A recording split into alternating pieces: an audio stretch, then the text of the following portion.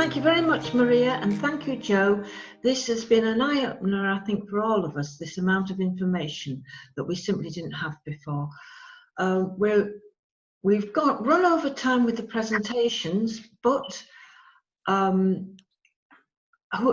shall we start with who would like to ask a question?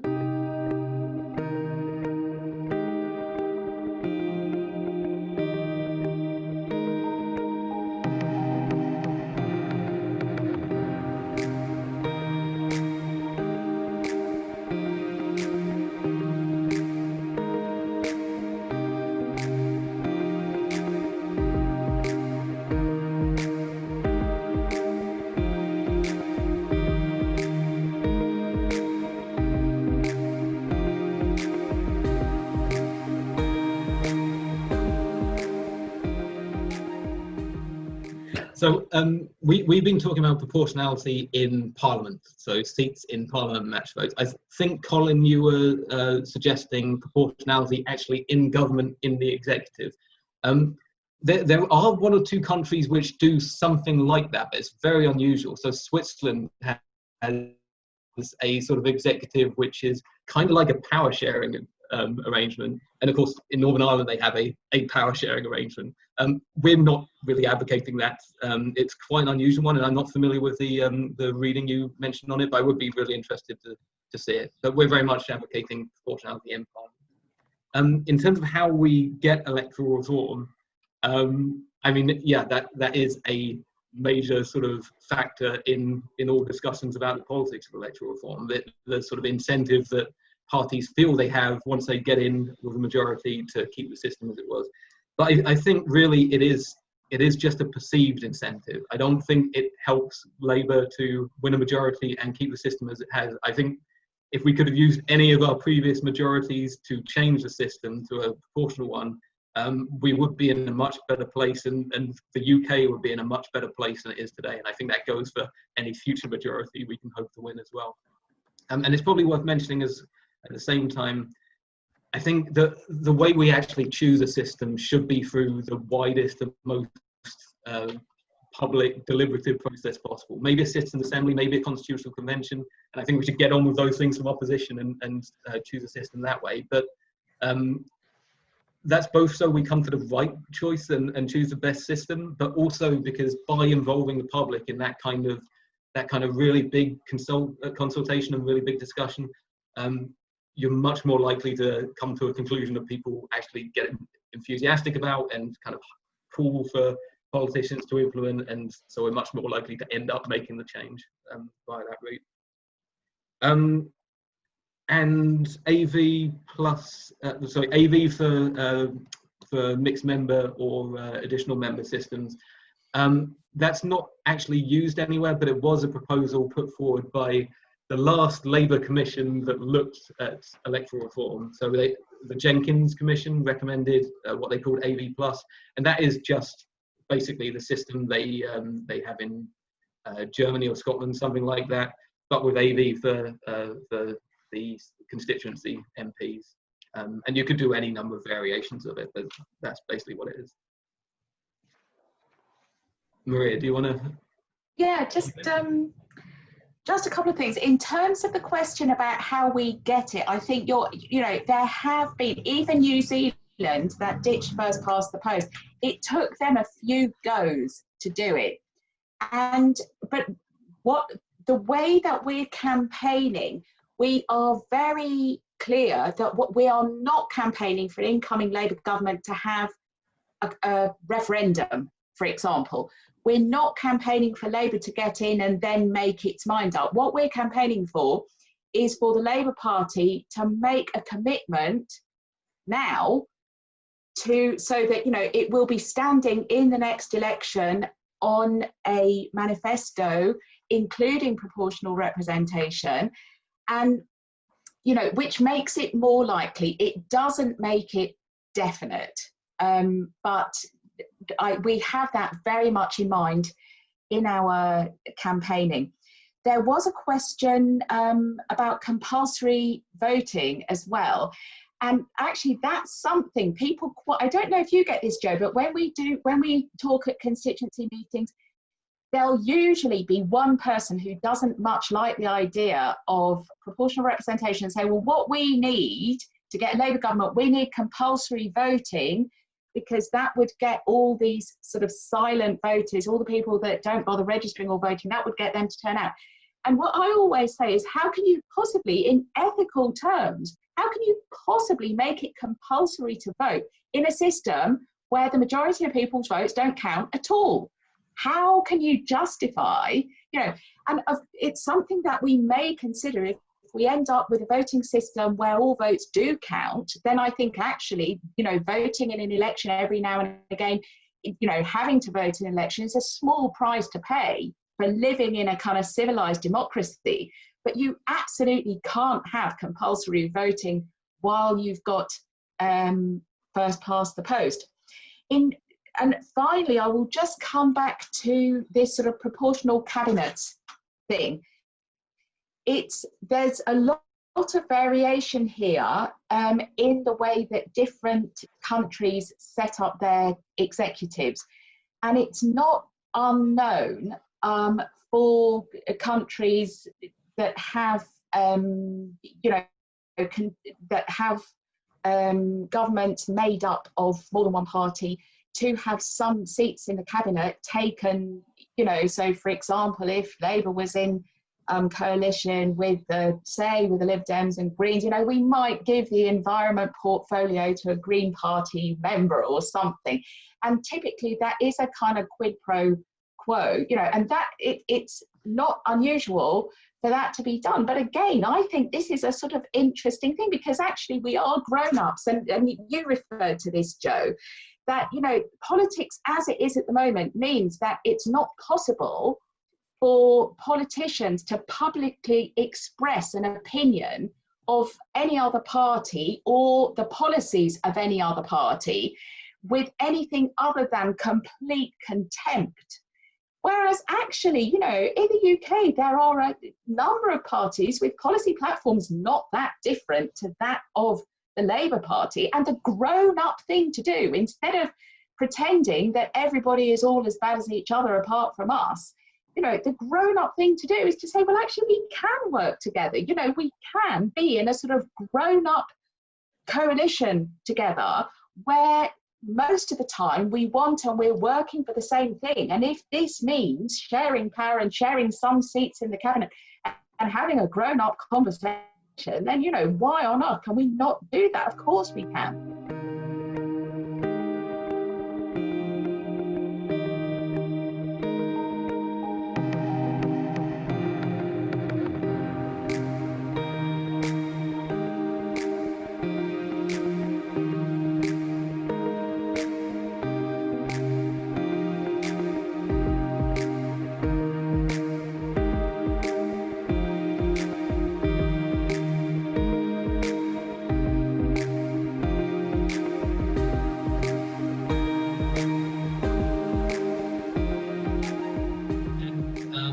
Yes, Norman, I definitely agree with the constituency link, as Maria also said earlier.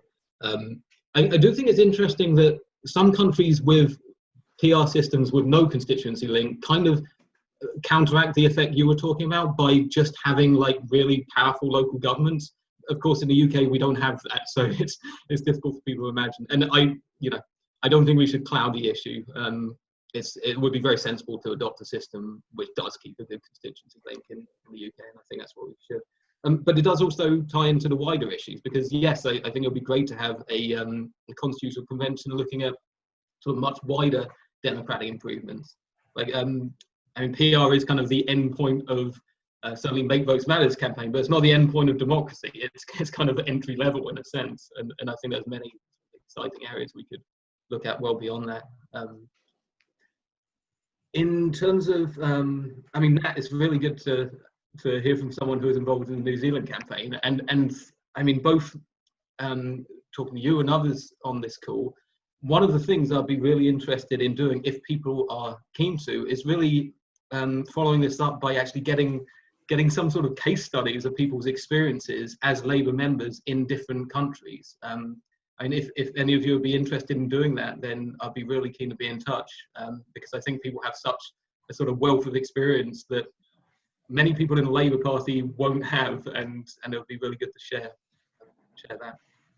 We do have a sort of broader cross-party element to the campaign, as you mentioned that. So Make Votes Matter is fully cross-party. Labour campaign for electoral reform is very Labour specific, of course, and we work together a bit when it comes to influencing the Labour Party. But yeah, there's all this sort of grassroots, non-party political and cross-party work that goes on as well. And I think we could probably learn a great deal from the ERC's experience. So yeah, I'd be keen to follow up if we can. So no majorities and coalitions. I mean, this is, you're right that this is a principled objection to PR. It's not a technicality or you know, it's not like, well, will we lose local constituency links? No, we can keep them. It's a principled objection. But I would say in principle, coalition government is better than majority government. I think when you look at the evidence around the world, you tend to see much better outcomes. And I mean, it's sort of like the objection that, well, first past the post, let's in the far right. In recent years, that's kind of started to look like a slightly silly objection because we have such far right politics in the UK and the US. And equally, I think our politics is so sort of unstable and so the opposite of strong, effective government that it's not so as compelling as perhaps it once was at first past the post ensures that.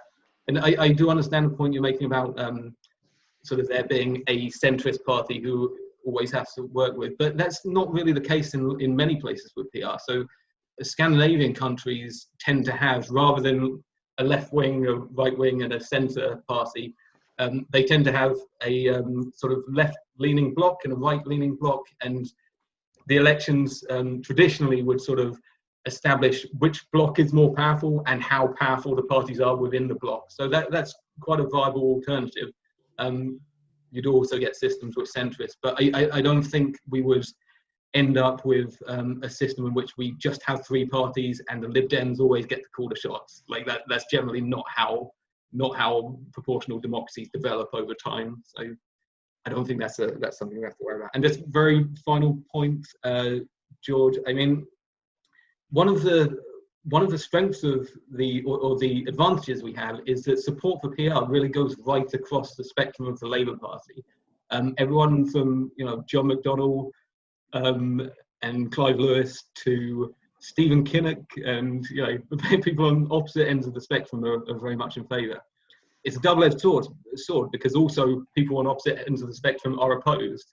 But I think that's one thing that's very positive and hopefully will be helpful as we campaign. We'll see how it goes.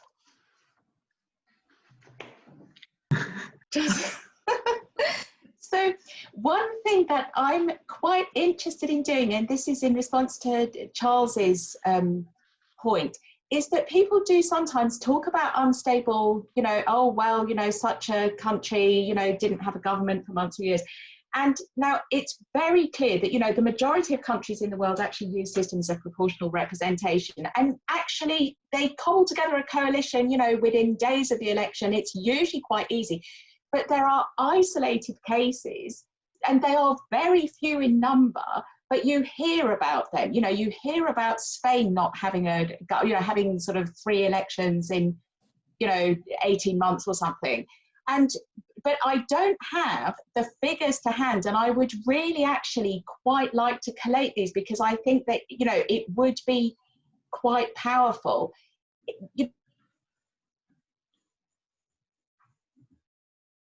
For these problems to happen, because of course every time that a country using PR has an election and it works out just fine, we don't hear about it. It's not a news story. They just had an election and somebody got in. George, in terms of your point about having other things to do, obviously all of us have many we have many calls on our time. I give an enormous amount of time to the Labour campaign for electoral reform. I have a job as well, but for me it is my number one battle, and it's not because I am a bit of a geek actually, but it's not because in my geekdom I only care about this and nothing else.